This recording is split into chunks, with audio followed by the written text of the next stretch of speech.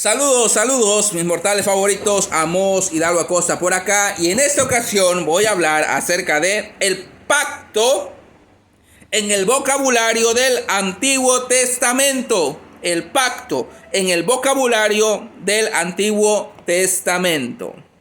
Vamos para allá. Desmond y Baker nos mencionan lo siguiente. Abro cita. No se puede negar que la alianza, es decir, el pacto, es un motivo teológico principal en el conjunto del Pentateuco. El término en sí, berit, se encuentra unas 82 veces solo en el Pentateuco y se usa para describir alianzas tanto entre personas como entre Dios y los seres humanos. Cierro cita.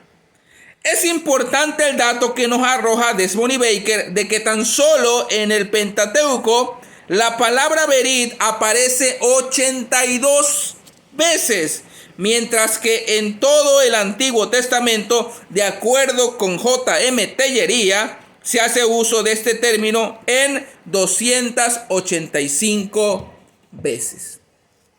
Ciertamente con estos datos podemos ver que la palabra pacto, berit, en hebreo, tanto cultural como teológicamente, es para los hagiógrafos, es decir, escritores originales, es un concepto importante que no podemos pasar por alto.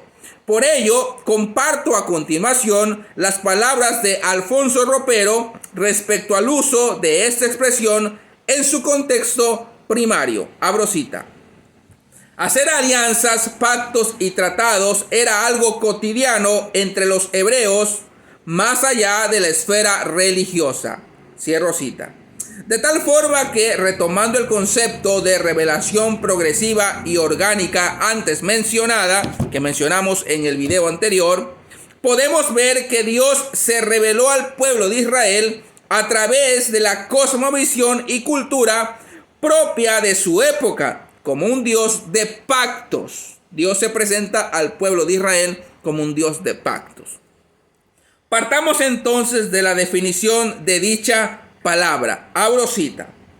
El término hebreo berit se traduce como alianza, pacto, aunque algunas veces se vierte como promesa, compromiso, obligación, acuerdo, contrato o tratado. Su etimología es incierta.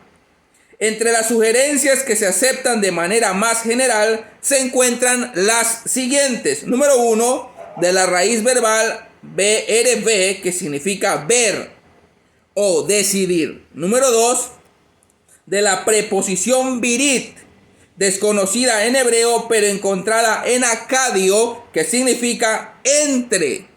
O número 3, del sustantivo viritú, encontrado en acadio y también en el Talmud, que significa cerrojo o grillete.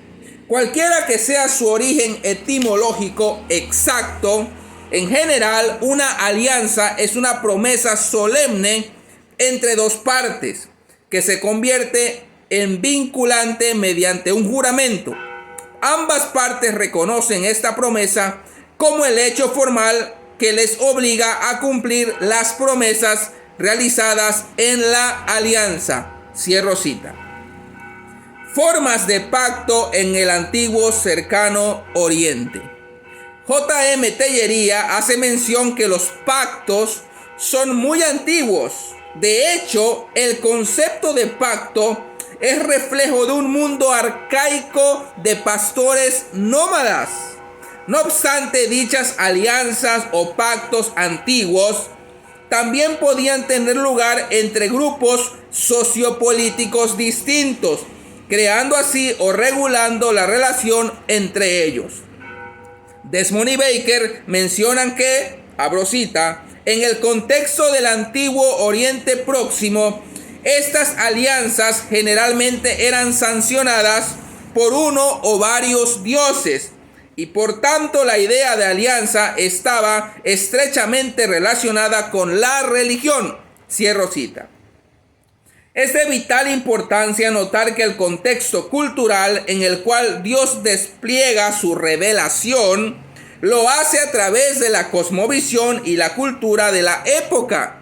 Para el tiempo de los patriarcas, un pacto era un acto sagrado, solemne, y la traición podía pagarse hasta con la propia vida. Por ello, Dios, al entrar en pacto, lo hace conforme a las propias estipulaciones culturales de la época. Desmond y Baker nos proporcionan un excelente panorama de los pactos y su relación con el antiguo cercano Oriente, por lo cual, y dado su importancia, cito textualmente in extenso. Abro cita. En el Antiguo Testamento están representadas dos formas de alianza arraigadas en la cultura del Antiguo Oriente Próximo. Número 1, la alianza de concesión real, conocida por las fuentes asirias, babilonias e hititas, se ha utilizado para identificar la forma e interpretación de las alianzas abrahámica y davídica. La función de la concesión real era la de otorgarle tierras o una casa a un vasallo leal por su fidelidad y servicio extremadamente útil en el pasado. Como tal, la concesión real era una recompensa. El segundo tipo de alianza que hallamos en el Antiguo Testamento sigue muy de cerca los tratados de vasallaje, conocido por primera vez a partir de los tratados hititas que datan de la Edad del Bronce. Este tipo de alianza está presente también en diversos periodos posteriores.